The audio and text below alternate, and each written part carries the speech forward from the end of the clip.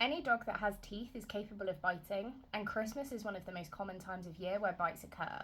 My inbox in January is filled with owners telling me that their dog bit someone over Christmas, bit another dog over Christmas, or tried to bite another person or a dog over Christmas.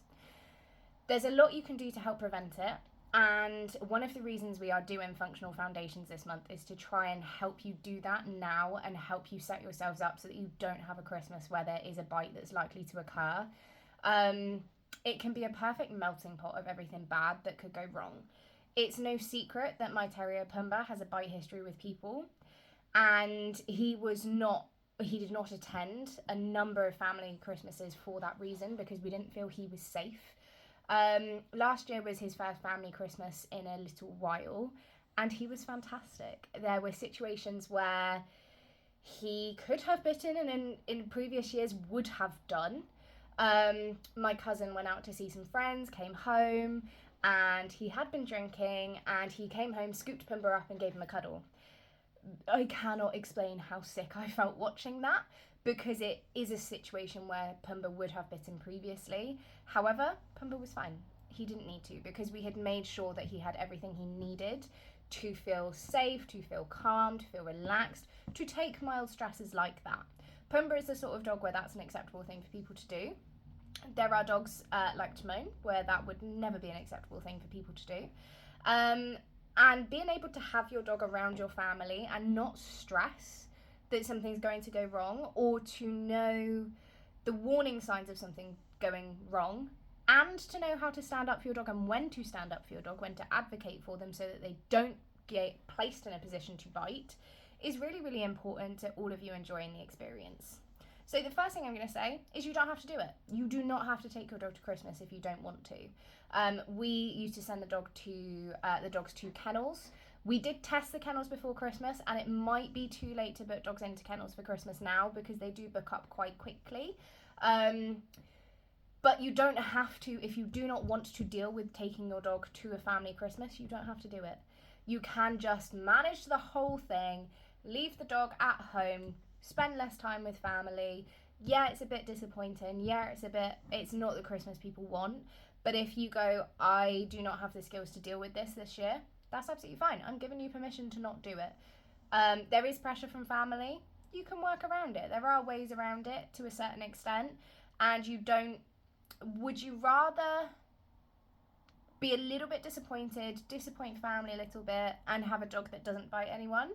Or would you rather sort of bow to the social pressures, and I do appreciate the social pressures, I really, really do, and then have a dog bite someone in your family? I know which one I would pick, and I know which stress I would rather take. Having been in both situations, I definitely know which stress I would rather take. However, if you decide that you are going to go ahead with it, and if you think that your dog is going to cope with the majority of it, muzzle train them. So this is a really nice one. So for example, when my cousin came home, I could have had Pumba muzzled so that if I thought Pumba might have bitten, that if he did, nothing bad can happen, no injuries occur. Everyone can learn from the situation without any permanent damage occurring. I'm not saying put your dog in a situation where they 100% are going to bite and just leave a muzzle on them and that way everyone's safe. Muzzles are not a case of put them in a situation they're going to bite in where they can't actually cause any damage because they're muzzled. It's a case of we think the dog is going to be okay with this. We're 95% to 99% sure this is going to be okay. We're going to place a muzzle on them just in case so that everyone can relax and everyone can be safe. And then if anything does go wrong, the situation is ended as quickly as possible. Rest them. We've already spoken about that this week. I've already explained the reasons why rest is beneficial. Just make sure you do it. It's one of the best things you can do, and it's one of the easiest ways to make sure that your dog has time to decompress. Be aware of trigger stacking. If they are getting to the end of the day and they are getting a little bit grouchy and they're getting a little bit like, I don't want to do this, especially if you've got an older dog that doesn't want people disturbing them when they're asleep, and this can be any dog, it doesn't just have to be older dogs, but it's common in older dogs.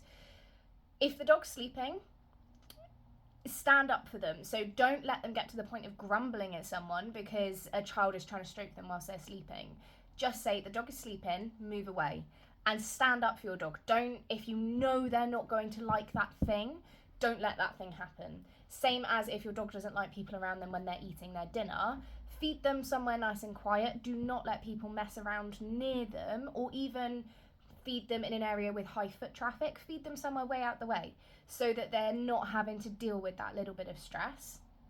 If you know they don't like their paws being touched and you see someone is about to play with their paws, immediately stop it. Don't let your dog get to the point of having to say no. Try and say no for your dog before they get to that point. And that will help your trigger stacking. That will help stop your dog having to get to that point where they're starting to say no. But also, if they have been trigger stacked, if things are starting to pile up, just be aware of it and go, right, if someone touches their paws, they are really going to say no and they're going to mean it. And make sure that doesn't happen. So you can see that if you know your dog's a little bit trigger stacked and someone is starting to hug them, especially if it's a child, give like clear, calm instructions. So stroke their back here. And if they stop, if they change what they're doing, then remove the child or the dog from that situation. And it sort of moves into advocating for your dog. If people don't listen, they don't get access to your dog. That may be difficult in terms of if you're staying in someone else's house. I would set your car up so that your dog can be safe there, if that is a possibility, so that if someone is starting to disrespect or ignore a rule, you don't have to be rude about it, but you can go, oh, I can see Rover's getting a little bit tired, I'm going to go and give them a break in the car, or I'm going to give them a chew and it's going to be a bit messy, I don't want it to get on your floor, I'll pop them in the boot and then I'll get them out again later. That's a really nice way of giving your dog some rest and maintaining the boundary that your dog needs whilst not upsetting your family. So don't be afraid to advocate for your dog, and advocate early and advocate hard. So start polite, try and think of all of the situations that may occur and try and think of ways to address any concerns that your family members are going to have about those potential problems. So for example, Rover's getting a little bit tired, I'm going to go put them in the car. Oh, it's fine, they can have a nap in here. Yeah, okay, but I want to give him a chew, and actually it's a really messy chew. I didn't realise that when I bought it, so I'm going to give him that chew in the car so that you don't have to worry about cleaning it up. Oh, it's fine, don't worry, I'll clean it. No, don't worry about it, we've got a dog towel in the car, I can just put that in the wash and it's nice and easy. That sort of thing, just make sure you've got some thoughts in your head to say when you're in the moment and you're sort of having to... I'm not very good at being polite on the fly. I will say what I mean, but I'm not necessarily good at being socially appropriate when I say what I mean.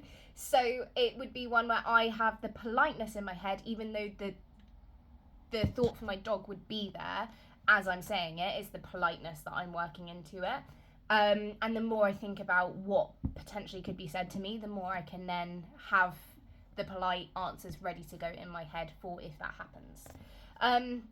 Finally, do not leave your dog unsupervised with anyone.